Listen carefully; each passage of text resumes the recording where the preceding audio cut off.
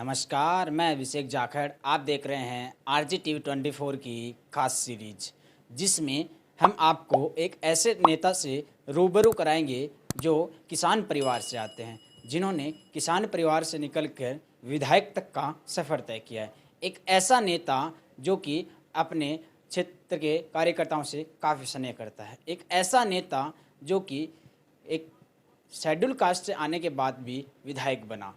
वो कोई और नहीं, गोवर्धन जी प्रधान हैं, जिन्हें प्यार से लोग गोवर्धन जी प्रधान बुलाते हैं, जो कि धौद विधानसभा क्षेत्र के पूर्व विधायक गोवर्धन जी वर्मा हैं। नमस्कार गोवर्धन जी, आपका आरजी टीवी 24 की खास सीरीज में स्वागत है। धन्यवाद आपका भी अभिषेक जी। आरजे 24 टीवी को मैं भी धन्यवाद देता हूं कि आपने मेरे लिए समय निकाला। गोवर्धन जी, हम शुरुआत करते हैं आपके जीवन की। आप एक साधारण परिवार से आते हैं और एक अक्सर साधारण परिवार का सपना होता है कि मेरा बेटा कोई सरकारी अफसर बने और अपने घर का जीवन व्यापन करे। लेकिन आपने राजनीति में आए, तो आपने राजनीति में आने के बारे में क्या सोचा और क्या कारण रहे? क्योंकि आप छात्र जीवन से निकले हुए नेता हो और फिर आप विधायक तक का सफ़र तय किया है, तो ये कैसे तय किया और आप एक क्या सपना था आपका? मैं अभिषेक जी पहले जो एसके कॉलेज में वहाँ पर 97 में मेरा ग्रेजुएशन हुआ था और 97 में मैं एबीपी से भी वहाँ से चुनाव लड़ा था कॉलेज में। वहाँ से मेरी राजनीतिक जीवन की शुरुआत हुई। तो वहाँ पर भी मैंने देखा कि जिस प्रकार से हम समाज में कोई अच्छा काम कर सकते हैं तो वो राजनीति के माध्यम से कर सकते हैं, क्योंकि इसमें थोड़ा सा काम करने का दायरा थोड़ा बड़ा होता है। इसलिए मैंने राजनीति में शुरुआत की थी। और हालांकि क्योंकि राजनीति कोई शुरुआत नहीं करता, वो अपने आप ही हो जाती है। और मैंने क्या है कि जब 2005 में पंचायत समिति धौद रिजर्व हुई थी, तो कुछ जो मेरे मित्र मंडल थे उन्होंने कहा कि हमें यहाँ से पंचायत समिति का चुनाव लड़ना चाहिए और यहाँ से प्रधान बनना चाहिए। तो हालांकि मैं पहले इस पंचायत राज के बारे में, क्योंकि हमारे परिवार से कोई पंच भी नहीं बना था कभी, और राजनीति में हमारा कोई वैसे कुछ भी नहीं था।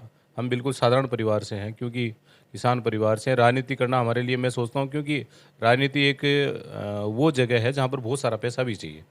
लेकिन हमारे मित्र मंडली ने कहा कि आपको चुनाव लड़ना चाहिए, तो मैं उनकी वजह से वहाँ से मैंने पंचायत समिति का चुनाव लड़ा। और आज भी मैं उनको धन्यवाद देता हूँ कि मेरे क्षेत्र में, मेरे ब्लॉक में, जहाँ पर हमेशा सीपीएम का वहाँ पर मेंबर जीतता था पंचायत समिति का, तो मैंने वहाँ से 600 वोटों से वहाँ से चुनाव जीता था, जिसमें मेरा पालवा, सी चेलासी और सेवा, सीहोर छोटी, ये मेरा क्षेत्र था। और उन लोगों ने बहुत प्यार दिया वास्तव में। और मैं आज भी उनको मानता हूँ, क्योंकि मैं जब प्रधान बना और प्रधान बनने के बाद मैं एमएलए बना, तो आज भी मैं मेरे क्षेत्र को, उस क्षेत्र को मैं आज भी मेरा जन्म तो सरोड़ी में हुआ, लेकिन मैं आज भी कर्म क्षेत्र मानता हूँ और आज भी मेरा जुड़ाव लोगों से वैसे ही है। तो मैंने यहाँ से शुरुआत की। और क्योंकि राजनीति में वैसे मैंने बताया था आपको कि प्रवेश होता नहीं है, समय और वो करवा देता है, तो इसलिए मैंने समय के अनुसार राजनीति में प्रवेश कर लिया। और मैंने ये भी सोचा था कि ये ज़रूर है कि वास्तव में, क्योंकि समाज में जो पीड़ित व्यक्ति है, जो शोषित व्यक्ति है, उनका हम इस राजनीति में रहकर अच्छा उनके लिए कर सकते हैं। और मैंने प्रयास किया। ये तो लोगों को पता है कि मैंने क्या किया और क्या नहीं किया, लेकिन मैं मेरी तरफ से प्रधान बनने पर मैं पूरा इस विधानसभा क्षेत्र पंचायत समिति धौद में पूरे दिन लगा रहता था। गांव में जाता था, जो शिविर लगते थे, जो कैंप लगते थे, जो ग्राम सभा की मीटिंग होती थी, उन सब में मैं वहाँ पर मेरी भागीदारी थी। हो सकता है कि मेरे को तो ज़्यादा पता नहीं, लेकिन लोग बाग ये कहते हैं, क्योंकि मेरे को गोवर्धन प्रधान के नाम से ज़्यादा जानते हैं। तो मैंने, हो सकता है कि कोई अच्छा काम किया होगा, इसलिए मेरे नाम को मेरे इस नाम से पुकारते हैं। और मैं अपने आप को इसमें संतुष्ट मानता हूँ कि मैंने मेरी तरफ से कभी राजनीति में किसी का अहित नहीं किया, क्योंकि मैं प्रधान रह गया, एमएलए रह गया, लेकिन मैंने वही किया जो होने वाला था। और कोई भी व्यक्ति जब लड़ झगड़ के आ जाता था, तो उनको मैं ये कहता था कि मैं आपस की भाइयों में कभी लड़ाई नहीं कराता, और किसी के पैर पकड़ने तो मैं पकड़ सकता हूँ, लेकिन मैं किसी की सिफारिश नहीं कर सकता, क्योंकि एक ही करेंगे तो एक दुखी होगा। तो इसलिए मैंने कहा कि किसी को समझाना है, किसी को कहलाना है, किसी से बात करनी है, तो वो मैं कर सकता हूँ। तो इसलिए मेरी ये छोटी सी वहाँ से शुरुआत हुई थी। गोवर्धन जी ने एक बात कही कर्म भूमि की।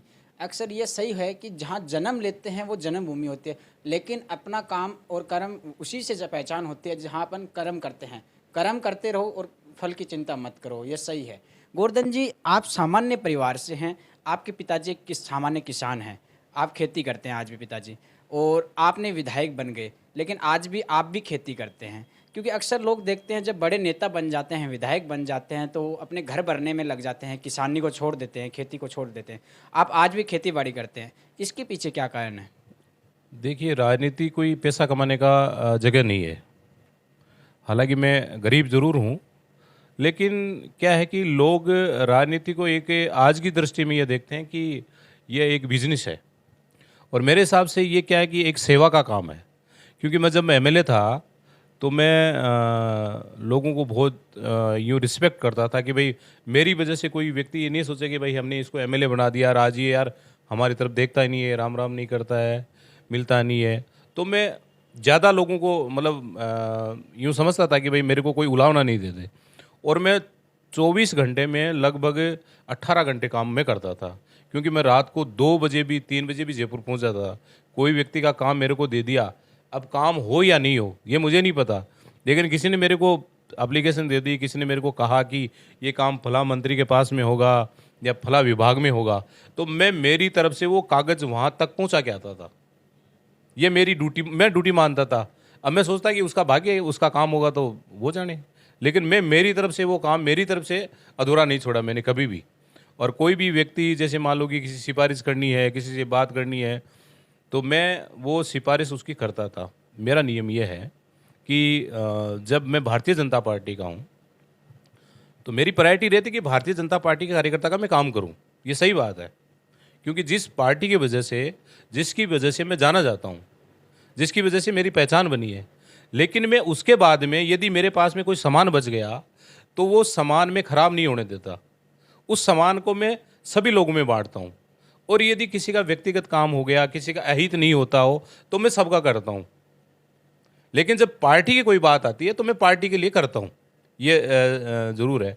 और मैं एक सामान्य परिवार से हूँ कि मेरे पिताजी, मैंने पहले ही कहा था कि मेरे पिताजी किसान है बिल्कुल, और हमारे परिवार में राजनीति से कोई लेना देना नहीं। लेकिन ये तो खैर ठीक है, वो समय था और हम इसमें आ गए। और अब क्या है कि लोगों से बंध गए, तो आज भी मेरे को यूँ नहीं लगता कि मैं एमएलए हूँ या मैं प्रधान हूँ कि या नहीं हूँ, क्योंकि मैं प्रधान तभी था तो भी ऐसे ही था, एमएलए था तो भी ऐसा ही हूँ, और न था तो भी ऐसा ही हूँ। क्योंकि मैंने कभी इसको राजनीति को हो सकता है कि ये तो लोग बताएंगे आंकलन, लेकिन मेरे हिसाब से मैं इसको कभी नहीं मानता था कि एमएलए क्या होता है। मैंने ये सोचा कि एमएलए एक समाज सेवा का माध्यम है, और मैंने वो किया और ईमानदारी से किया।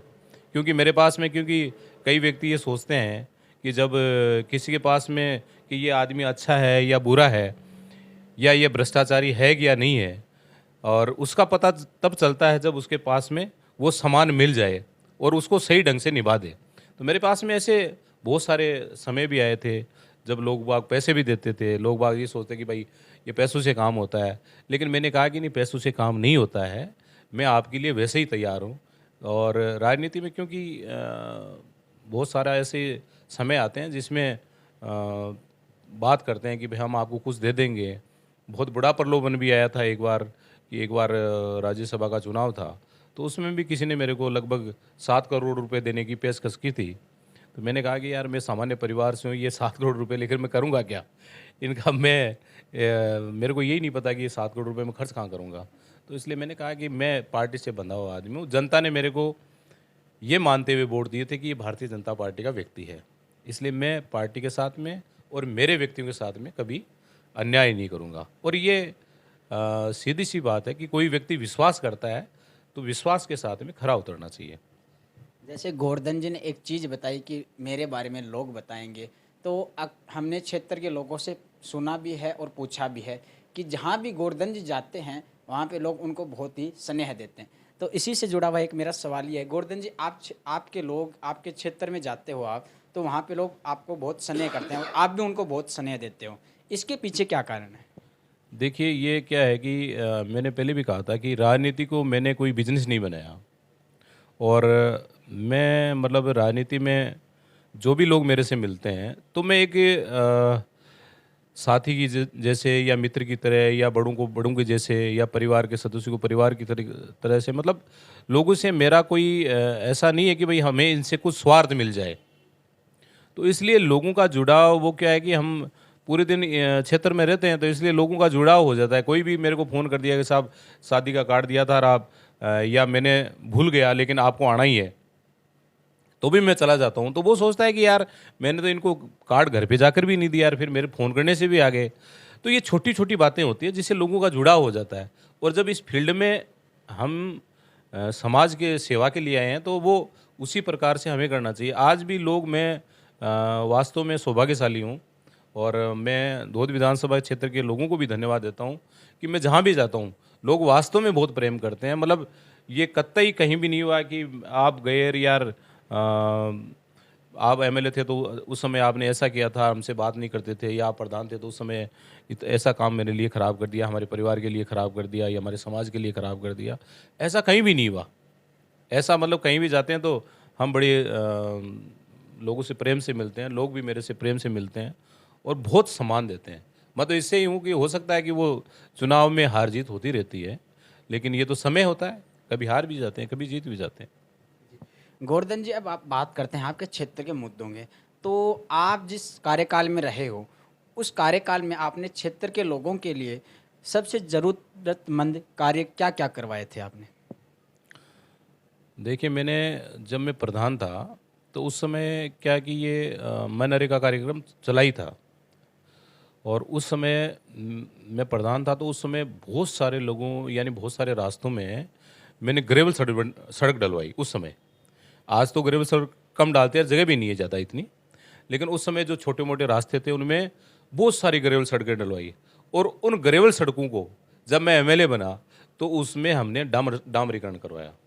लगभग 650 किलोमीटर। मैं माननीय मुख्यमंत्री वसुंधरा जी को और यूनुस खान जी को और भारतीय जनता पार्टी सरकार को धन्यवाद देता हूं कि उन्होंने इस क्षेत्र में बहुत ज़्यादा ध्यान दिया, क्योंकि 163 विधायक थे, फिर भी हमें 650 किलोमीटर सड़क दी। ये कोई छोटी बात नहीं है। और मैं दावे से कहता हूँ कि पिछले 50 साल में और हमारे 5 साल में जितना काम हुआ वो 5 साल के फिर भी ज़्यादा है, क्योंकि 650 किलोमीटर आपने भी देखा होगा कि हमारे लोगों से पूछ लो आप कि उस समय हमारे धोद के रास्ते बिल्कुल उबड़ खाबड़ थे, कहीं सड़कें नहीं थी, टूटी हुई थी, ग्रेवल थी, खड्डे थे। पहले मतलब मोटरसाइकिल से जाते तो भी दिक्कत होती थी।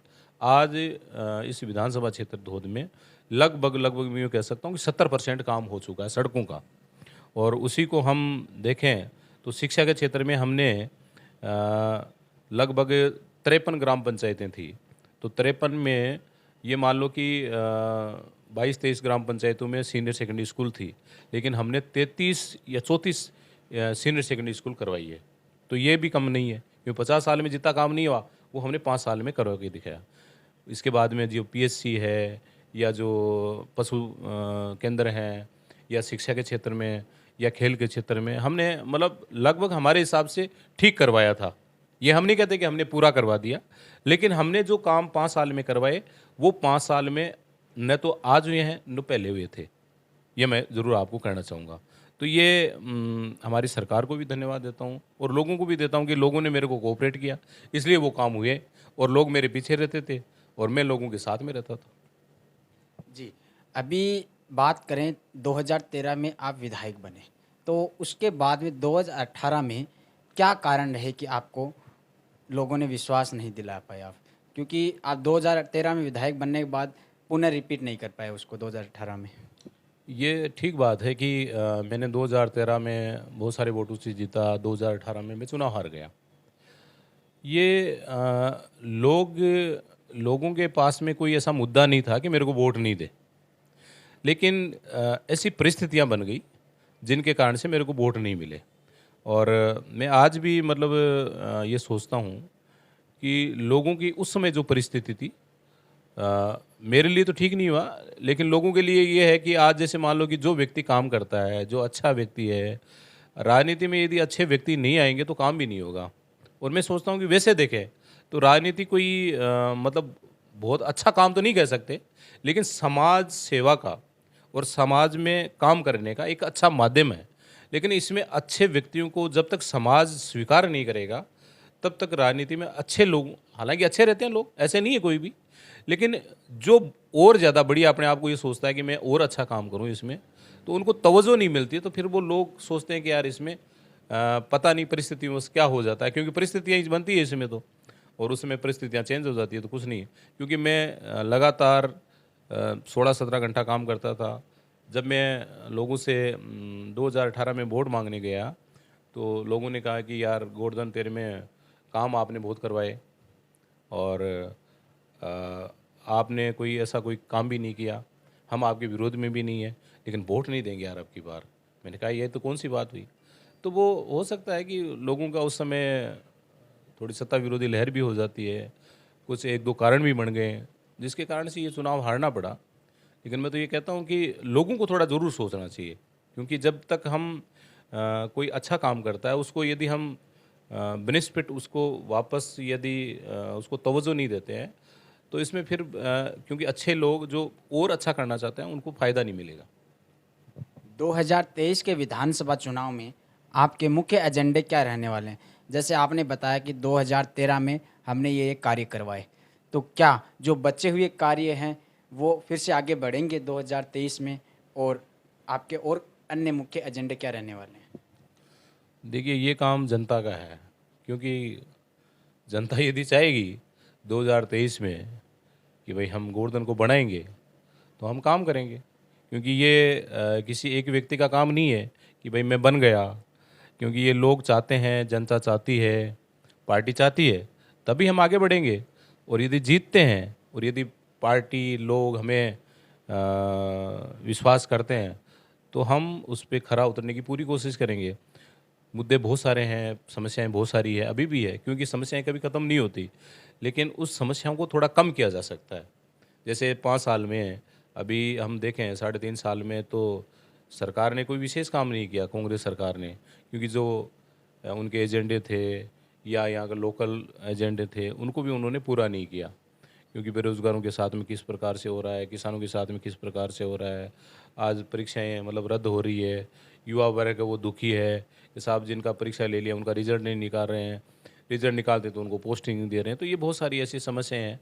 लेकिन मेरी विधानसभा क्षेत्र में आज जो समस्या, बड़ी समस्या है, वो पानी की समस्या है। क्योंकि पानी यहाँ पर आने वाले समय में 2-3 साल में ही, मतलब मैं सोचता हूँ कि ग्राउंड लेवल है वो बिल्कुल नीचा चला गया। आज पीने की पानी की बहुत सारे गाँव में समस्या आज भी है। और इसके अलावा जो हम ये कह सकते हैं कि कुछ प्रशासनिक मुद्दे भी हैं, कुछ किसानों के मुद्दे भी हैं। जैसे मंडी का विकास होना चाहिए, प्याज मंडी का हमने जो चालू करवाई थी, क्योंकि ये यहाँ सीकर ज़िले में एक बहुत बड़ा क्षेत्र बन सकता है, लेकिन सरकार ने इस 3.5 साल में उस प्याज मंडी पे कोई ध्यान नहीं दिया। आज जो जिस प्रकार से प्रशासनिक भवन की हम बात करें, तहसील चालू कर दी, लेकिन जो लोग इधर के लोग हैं जो परेशान हो रहे थे उनको एक जगह मिलनी चाहिए, जो अच्छी जगह मिलनी चाहिए, जिनको सूटेबल हो। और इसके अलावा शिक्षा के क्षेत्र में भी, चिकित्सा के क्षेत्र में भी अभी बहुत सारे काम बाकी हैं। जी, एक 2018 के विधानसभा चुनाव की बात करें तो एक तरफ आप थे और एक आपके विपक्ष में पूंजीवादी नेता हैं, तो कहीं ये कारण भी तो नहीं होगा आपका? देखो राजनीति में क्या है कि चुनाव जीतने के भी लिए भी 100 कारण होते हैं और चुनाव हारने के भी 100 कारण होते हैं। उसमें एक ये भी कारण है कि वो पैसे वाला था और हम गरीब थे। लेकिन जब जनता चाहती है तो गरीब अमीर कुछ नहीं होता, ये सब ठीक है, वो समय की मांग होती है। बाकी ये मुद्दे सब उस समय जनता चाहती है तो सब कुछ। मैंने 3 चुनाव यहाँ से लड़े हैं, तो तीनों चुनाव मेरे को जनता नहीं लड़ाया, क्योंकि मैं गरीब हूँ, लेकिन मैंने किसी से 1 रुपया नहीं लिया। इसलिए लोगों ने भी मेरे साथ में वही किया, क्योंकि मैंने नहीं लिया तो लोगों ने भी मेरे साथ में बहुत अच्छा बर्ताव किया। उन्होंने जहाँ पर 100 रुपये लगने वाले थे वहाँ पर 10 रुपये में काम हो गए, और वो काम अपना मान के चले, क्योंकि लोगों का यदि जुड़ाव नहीं होता तो इस परिस्थिति में मतलब मेरे 48,000 वोट नहीं आते 2018 में, क्योंकि लोगों ने मेरे को 48,000 वोट दिए। और आप लोगों ने या कुछ यूँ कहें कि लोगों ने ये कहा कि भाई बस 30,000 25,000 वोट से ऊपर आएंगे ही नहीं, फिर 48,000 वोट आए, तो ये भी कम बात नहीं है, क्योंकि लोगों का जुड़ाव, लोगों को मेरे प्रति सहमति, ये तो सब थे ही। उनको कोई मतलब नहीं का चुनाव जीते चाहे हारे, क्योंकि मेरे को 2008 में लगभग 32-33,000 वोट आए थे। और उस समय भी लोगों ने ये सोचा कि यदि लोगों को ये पता चल जाए कि इतने वोट आएंगे तो उस समय भी मैं चुनाव जीत सकता था। और यदि अभी भी ये पता चलता है कि 48,000 वोट आएंगे तो ये चुनाव भी जीत सकता था। लेकिन लोग ये मानने लगे कि इतने वोट आएंगे नहीं। तो ये मुद्दे और ये पूंजीपति ये सब उस समय सब गौण हो जाते हैं, क्योंकि लोग चाहते हैं तो सब कुछ बराबर है। आप हमारे चैनल के माध्यम से अपने क्षेत्र के लोगों को क्या संदेश देना चाहोगे? क्योंकि आजकल युवा भी नशे प्रवृत्ति की ओर बढ़ रहा है और क्षेत्र के भी बहुत से मुद्दे होते हैं, तो आप उनको क्या संदेश देना चाहोगे? पहले तो मैं आपको शुभकामनाएं देता हूं कि आपने ये जो RJ 24 जो आपने चैनल जो चालू किया है टीवी, तो मैं सोचता हूं कि आप अच्छे मुद्दे लेकर आएँ, अच्छी बात लेकर आएँ, समाज में भी एक संदेश जाए। क्योंकि जिस प्रकार से आज जो हमारी संस्कृति और हमारा देश, क्योंकि मोदी जी जिस प्रकार से काम कर रहे हैं, तो जो एक किसान आंदोलन चला था, तो उसमें व्यक्ति को उस विषय वस्तु को समझना चाहिए। हाँ, जो गलत होता है उसका विरोध करना चाहिए, हम ये नहीं कहते, क्योंकि जो विरोधी गुट है उसका काम ही विरोध करना होता है। तो अच्छी बातों का विरोध करना चाहिए, लेकिन अच्छी बात है उनका पक्ष लेना चाहिए, बुरी बात है उसका विरोध करना चाहिए। तो इसी प्रकार से हम देखें, धारा 370 हटाई थी, तो ये हमारे लिए एक बहुत बड़ी चीज़ थी। तो उसका भी कुछ लोगों ने यहाँ पर विरोध किया। तो मेरा कहने का मतलब ये है कि आपके इस चैनल के माध्यम से मैं कहना चाहूँगा कि आपको भी जनता को जगाते रहना चाहिए। जो अच्छी बात हो उसके पक्ष में करना चाहिए, जो बुरी बात है उसका विरोध करना चाहिए। आज हम देखते हैं कि युवाओं में मतलब जो काम करने की प्रवृत्ति वो कम हो रही है, मेहनत करने की प्रवृत्ति कम हो रही है, क्योंकि सब लोग ये चाहते हैं कि मोबाइल से मेरे को सब कुछ मिल जाए। तो ये मोबाइल से कुछ नहीं मिलने वाला। मोबाइल एक माध्यम है बिजनेस करने का, व्यापार करने का, खेती करने का, किसानी करने का, या एजुकेशन पढ़ने का, या टेक्निक हमें स्वीकार करने का। तो ये माध्यम है। ये माध्यम ये नहीं कि ये हमें पैसे कमा के दे देगा। जब तक हम फिजिकल वर्किंग नहीं करेंगे, जब तक हम मेहनत नहीं करेंगे, तो तब तक हमारा भला नहीं हो सकता। इसीलिए मैं युवाओं से कहना चाहूँगा कि हमें मेहनत करनी चाहिए, और मेहनत करते हैं तो उसको सफलता ज़रूर मिलती है। कोई व्यक्ति सोचे कि यार ये मेरे को मिल सकता है क्या, तो वो मिल सकता है, क्योंकि उसके इरादे नेक होने चाहिए और उस दिशा में उसका परिश्रम होना चाहिए। क्योंकि लोग आज हम देखते हैं कि जो जिस प्रकार से चोरी, डकैती, लूट पाट, ये सब कुछ इस फैशन की वजह से हो रहा है। मतलब लोग ये चाहते हैं कि लोगों को देखकर ये सोचते हैं कि इनके पास में ये गाड़ी है, इनके पास में ये मोबाइल है, ये कपड़े पहनता है, तो मेरे पास में भी ये होना चाहिए। तो लोग उस परिश्रम के पीछे कम दौड़ते हैं और शॉर्टकट रास्ता निकालते हैं। उस शॉर्टकट रास्ते को बंद करना चाहिए। कभी भी कोई भी व्यक्ति मतलब रातों रात करोड़पति नहीं बन सकता। हज़ारों में, लाखों में या करोड़ों में एक उदाहरण हो सकता है कि उसको कुछ मिल गया। लेकिन जैसे आज हम देखें, बहुत सारे लोग ये सट्टा बाज़ार में भी काम करते हैं, क्योंकि हमने देखा है कि फला 2-3 लोगों को पकड़ लिया, 4 लोगों को पकड़ लिया, और रात को चोरी हो गई, उनके मोबाइल ले गए, उनकी गाड़ी चोर ली, उनके पैसे लूट लिए, बैंक में से लूट लाए। तो ये सब चीज़ों को छोड़ना चाहिए। और हो सके तो, क्योंकि हमारे इस राजस्थान में भी जो नशे की प्रवृत्ति है वो ज़्यादा प्रबल हो रही है, लोगों में थोड़ी आदत भी पड़ रही है, तो उनको भी हमें उनसे दूर रहना चाहिए, बुरे व्यसनों से हमें बचना चाहिए, क्योंकि इससे हमारा समाज, हमारा परिवार और हमारा देश का भला तभी हो सकता है कि हम कुछ अच्छा करें। और व्यक्ति इस धरती पे है तो कुछ अच्छा करके जाएंगे तो हमें समाज याद रखेगा, नहीं तो लोग ऐसे करोड़ों की संख्या में हैं, आते हैं और चले जाते हैं। तो इसलिए मैं आपके टीवी के चैनल के माध्यम से ये कहना चाहूँगा कि हमें बुरी आदतों को छोड़ना चाहिए, अच्छी आदतों को ग्रहण करना चाहिए, और इसमें आपका चैनल भी एक माध्यम बने, और अच्छी समाज की सरोकार जो अच्छी चीज़ें हैं उनको भी आप दिखाएं, लोगों को बताएं। ये थे हमारे साथ गोवर्धन जी वर्मा, जो कि धौद विधानसभा क्षेत्र से पूर्व विधायक हैं। आप देखते रहिए RJ TV24 को। फिर मिलेंगे एक नए मेहमान के साथ। RJ TV24 आपसे एक अनुरोध करता है, आइए जुड़िए हमारे साथ, एक समाज को नई दिशा देने का काम करते हैं। जय हिंद, जय राजस्थान।